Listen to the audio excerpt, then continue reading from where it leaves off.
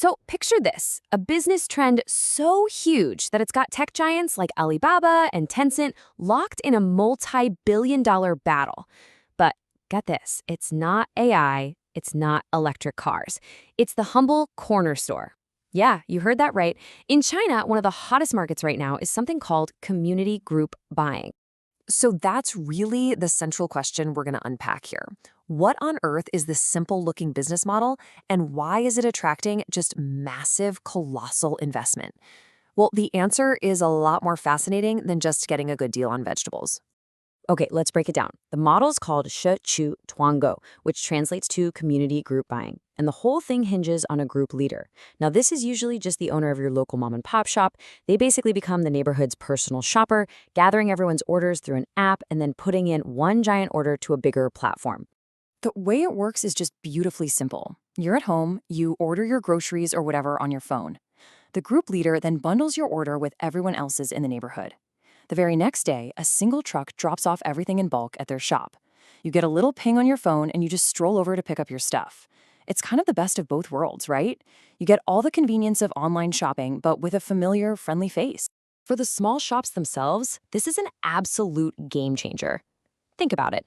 One minute, you've got a limited selection on your shelves. The next, you're offering this huge e-commerce inventory, but with zero risk, because everything's already been ordered and paid for. These shops go from being just a simple corner store to the digital and logistical hub for their entire community. Now, this whole thing didn't just pop up out of nowhere. It actually got its start back in 2017, mostly in rural areas, where just getting to a store was a hassle. But then, the COVID-19 pandemic hit, and it acted like rocket fuel. It became this critical lifeline, especially for older folks. It was really tech-powered community support. But still, even a huge pandemic boost doesn't quite explain why these tech giants are still dumping billions into this. To find the real reason, you've got to look past the groceries.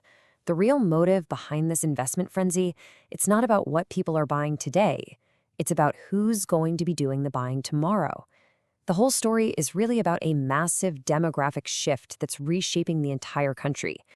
And the key that unlocks this whole puzzle is right here, the data from China's 7th National Population Census. When the results came out in 2021, they revealed this demographic ticking time bomb, and it poses a huge challenge for the entire Chinese economy. So this chart tells a really powerful story, and it's one that has every major company scrambling.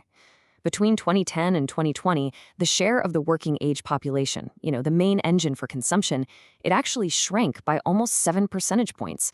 And at the same time, the elderly population boomed, growing by over 5 points. The country's getting older, and it's happening fast. So here's the bottom line.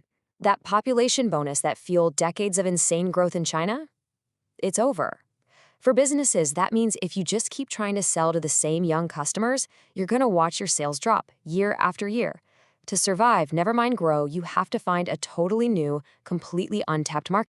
And that right there brings us to the final frontier of Chinese e-commerce. This huge demographic wave is forcing tech companies to turn their attention to the last, largest, and most underserved market in the whole country, senior citizens. But look, this isn't just about selling more stuff to a new group of people. The grand vision here is way more ambitious. It's about using these little neighborhood shops to build the entire community infrastructure for the future. The whole vision starts by taking these humble, trusted local stores and completely reimagining them. They become these full-service community hubs that offer way more than just what's on the shelves. So the end goal is a place where you can arrange for housekeeping, get help filling out government paperwork, book a medical consultation, or maybe even get some tech support for your phone. That trusted shop owner becomes the friendly human front end for all the essential services an aging population desperately needs. It's this amazing intersection of community support and big business. So what's the big takeaway from all this? Well, this isn't just some clever retail trick. It's a powerful new blueprint for how you can use business to solve really urgent social problems. I mean, think about it. Usually we think of things like public aid or volunteering, which are so important, but they always struggle with funding and just keeping things going. This model, though, it's built on profit. It's self-sustaining. The shop owners are motivated because they're making more money, and the tech companies invest because they see a giant market. The result? You get a system that is literally designed to grow and to last. Now, obviously, this community group buying model is pretty specific to China's situation, but it leaves all of us with a really provocative question, doesn't it? What if the most powerful, most sustainable way to solve our biggest social challenges isn't just through charity, but by actually figuring out how to make doing good good business?